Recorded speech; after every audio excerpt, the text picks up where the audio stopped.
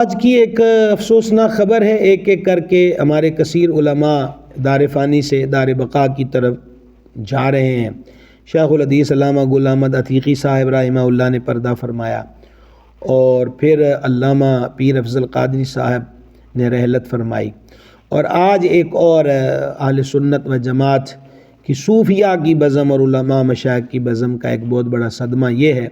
کہ آستانہ عالیہ کھڑے پر شریف سے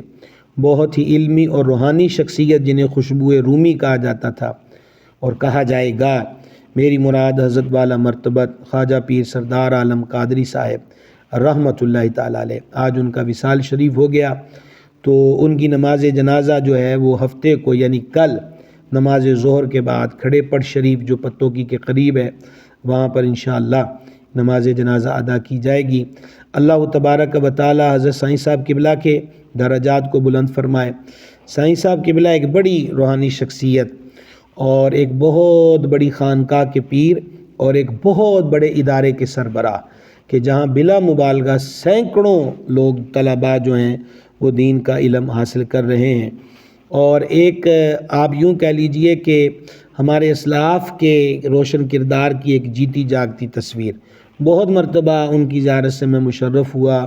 ان کی صدارت میں ان علاقوں میں خطابات کی سعادت ملی، تو جب بھی گئے وہ ہر اعتبار سے ان کا قد بہت بلند تھا، علم میں، عمل میں، بزرگی میں، لیکن اصاغر کو نوازنا اور مہمان کی تکریم اور مہمان نوازی اور پھر شفقت اور پھر عاجزی اور انکساری،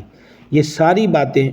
ان کی ذات میں ایک وقت میں نے دیکھی۔ اللہ تعالیٰ ان کے درجات کو بلند فرمائے۔ اس آستانہ عالیہ سے وابستہ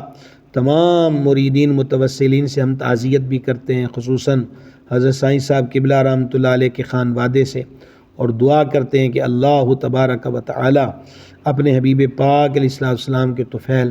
ان کے درجات کو بلند فرمائے، اور اللہ تعالیٰ